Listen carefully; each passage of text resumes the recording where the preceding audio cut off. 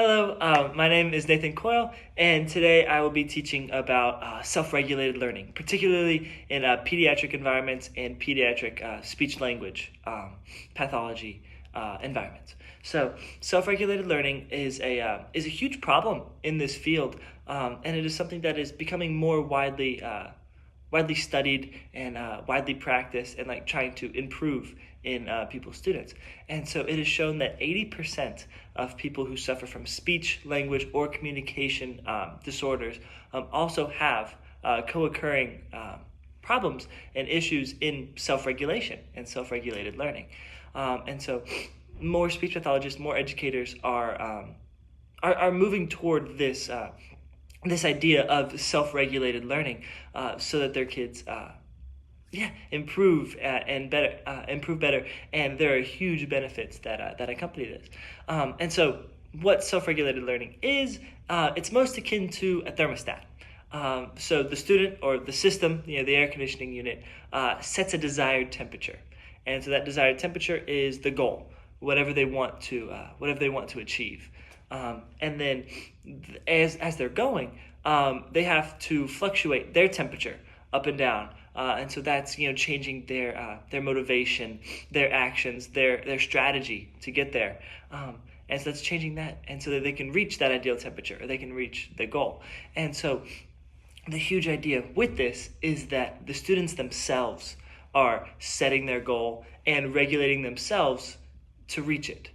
And so that's pretty much what it is. But it really revolves around the student setting their own goal. I'll go into why that's important. But so the students setting their own goal, and also the strategy that they want to use, that they think will be most effective to reach it.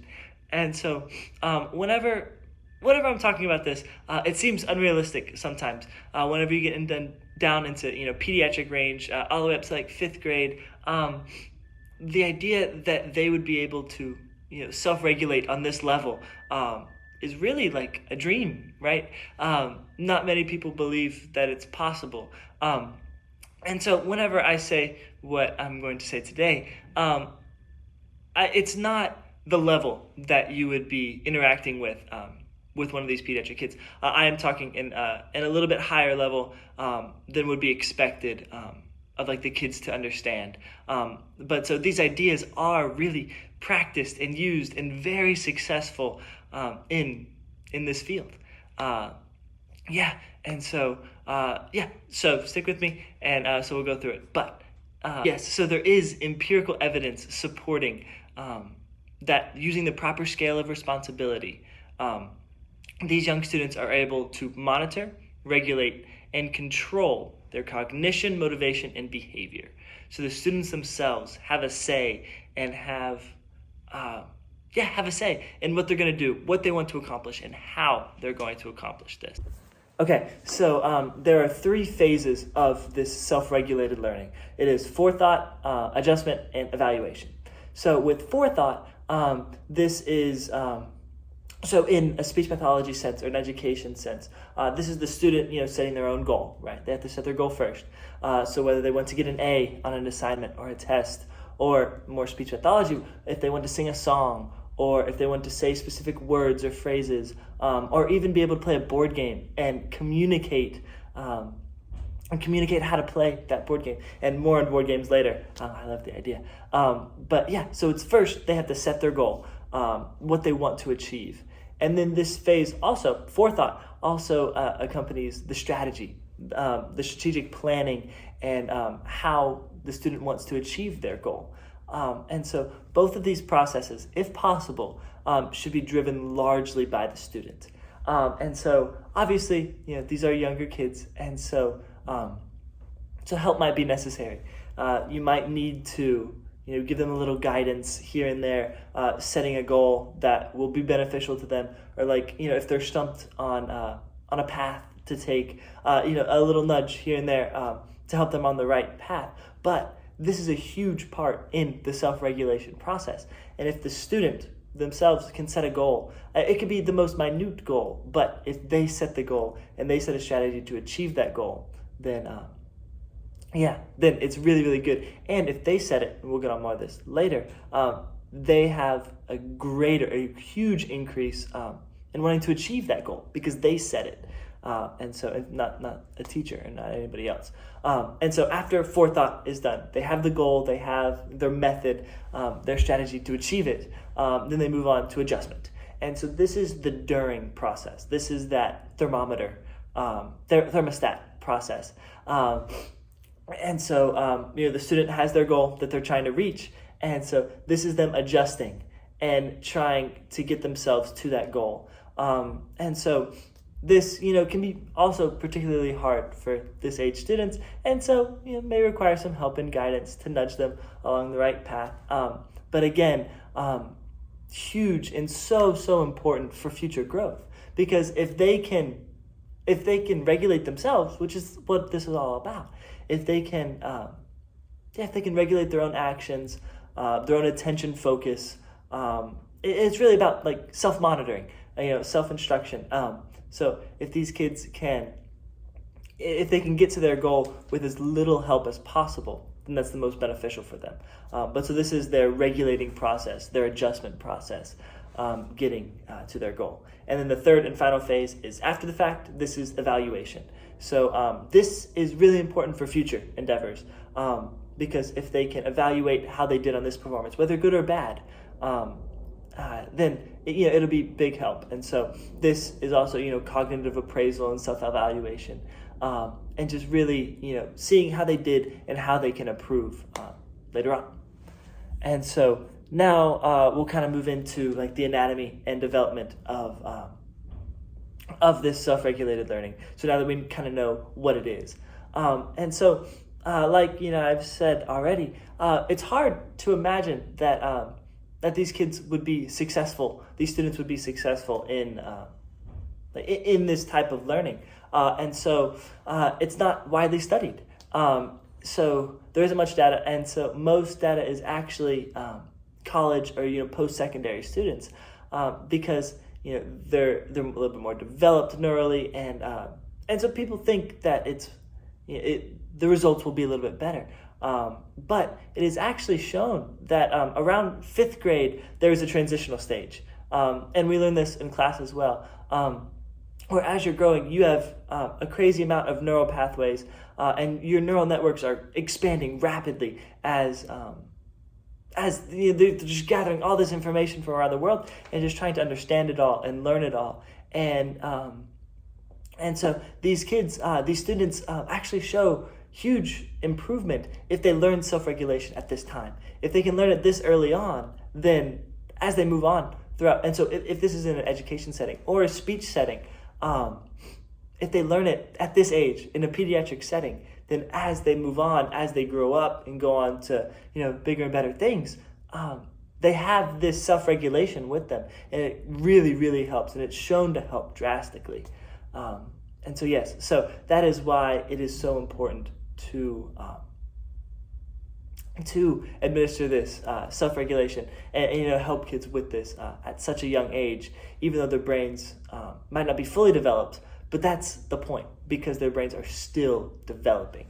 And so some environmental factors that may increase this and that may help these kids learn and grow mentally with this self-regulation is, so first one is value. And so this is very simple, and this kind of goes back to if the student sets the goal for themselves. If they can set it fully by themselves and set the strategy by themselves, then that goal has more value to them, and they want to achieve it more because they set it. And so it's something that they thought of. And so there are 3 different components to value: importance, interest, and utility. And so and so that's in order of how effective they are in motivating, especially pediatric students. So importance, interest, and utility. And so importance is the most influential. It's very, very highly intrinsic, and it refers to the significance of the goal that they want to achieve. And so if if the student attributes high importance to something, and high importance is something that they want, and also something that is beneficial to them in a speech setting or in an educational setting, then they really want to achieve it. And they work better, they regulate themselves more, really try to reach that goal. Okay, so the next thing that really, an environmental factor that increases this self-regulation is, it kind of goes hand in hand. So it's communicative temptations, but also letting problems arise naturally. And so it's kind of a difficult road to go down. So it's proven that you don't want to set problems, and then have the student think of responses and goals and adjusting to reach those problems. But you want to let problems arise naturally. The most minute things, the smallest things, but let the child interact with those problems as they arise naturally.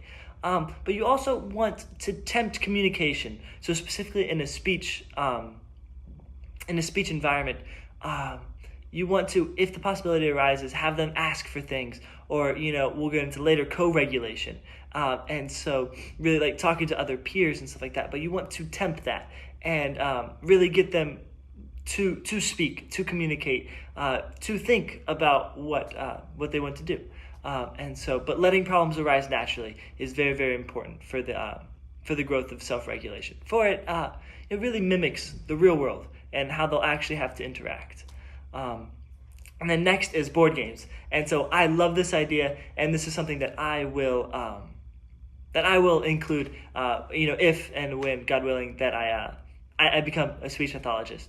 And so there are two different ways to go about board games. Well, one, board games are just amazing. Like, for motivating students to learn and to speak and to communicate, because you have to communicate what you want to do, how you want to move around the board. And if you can't communicate and you can't speak and express what you want, then it's really hard. But people like these students want to learn and they want to play these board games, and so it's a big incentive. But so the first way that you could play these board games is with the rule book, and so playing with the rule book is amazing, and it really works on attention span, and reading and working memory as these students read the directions and try to follow it around the board and play the board game that way. So yeah, this is really, really important for that part of self-regulation. And then there's another part of self-regulation, which is more the free-form thinking. And this is good if you throw out the rule book. So you're playing a board game and you throw out the rule book. You just don't use it. And so this means that the student has to go about problem solving and independent thinking and make logical connections to make this board game happen. Because it happens. There's multiple ways that a board game can be played, and obviously in the minds of these students, because most of them are just brilliant, and they come up with the coolest things. It's just independent thinking and making logical connections, and really making this board game work, creating the game. And so it really helps them express what they're thinking. And then also, this goes self-regulation. You create a goal for how you want the board game to go. And you have to reach it there somehow. And so you use all the components of these board games, and and they really come up with this goal and adjustment period. And so throwing out the rulebook is also really, really good in terms of board games for self-regulation in these students. And so also kind of going along with this, open-ended games. And so letting students not have a structured environment, having free time to go out and play, and play store, play hotel, and really go out and work with their peers, their other students, and create a game, like a role play game or anything, really allowing them to express themselves and just interact with other people. And whenever they're not in a structured environment, they also tend to grow this self-regulation portion of education and of speech. So that's kind of with the games. The next aspect that really of the environment that increases speech self-regulation in speech pathology and also education is the authority figure. And so whether this be a parent, a speech pathologist, or a teacher, it is really important for this authority figure to be sensitive, warm, and responsive. So those are the attributed things to the growth of self-regulation. And we'll get into later what the fine line that these parents, these authority figures have to walk in order to get the most impact of self-regulation on these students, on these kids.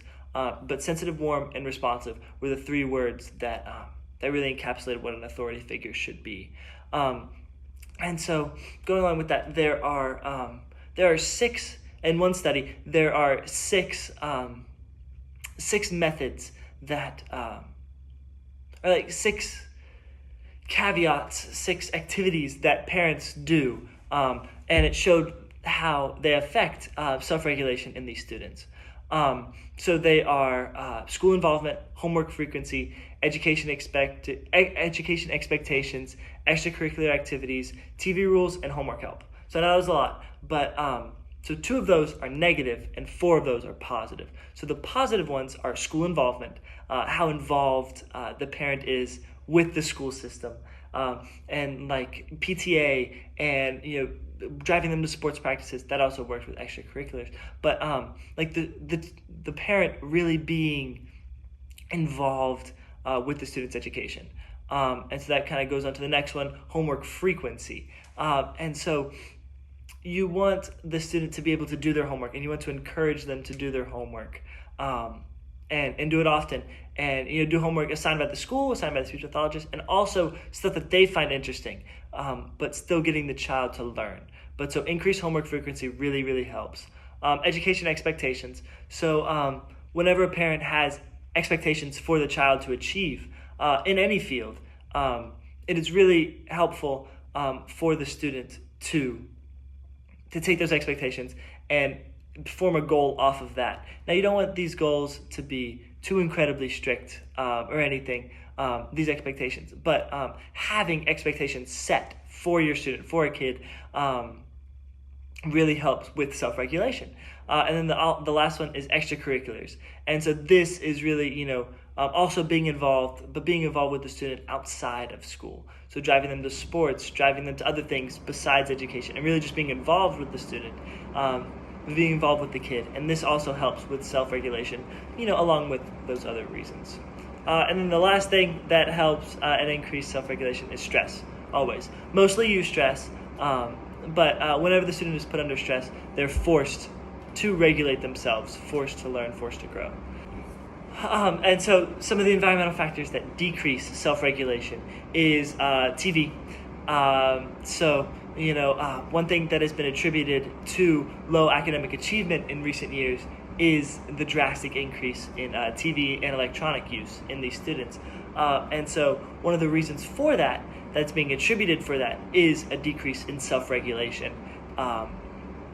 Because the student is spending their time watching this TV, and they don't regulate themselves enough to do other things beneficial, really beneficial for their minds, for their regulation. So TV and TV rules set by the parents, and then homework help. And so obviously, not to leave any student or any kid, floundering with their homework. Like if they need help, then they should be given that. But the idea that a student needs to learn, they need to be able to work through their problems, critically think, and problem solve to answer these homework questions. And then the last one, as always, is stress. So too much stress, too much bad stress, really decreases self-regulation and just increases their need for like a parental figure or an adult figure to help, and which is understandable, but it does decrease that self-regulation. So now some applications of this self-regulation learning is the first one is higher academic achievement, and so this is what all parents want to see, all educators want to see, is higher academic achievement. So these students who practice this, who go through these methods and these programs of self-regulation, are proven to have higher academic scores in total, and more specifically with science and English. So these subjects are more dynamic, more open, and so they allow more room for critical thinking and for more critical thinking and problem solving and stuff like that. For there are more avenues. It's more dynamic, more open. And so not as great of an increase in mathematics and social studies, but still an increase from just generic learning. So also it increases motivation to learn by itself.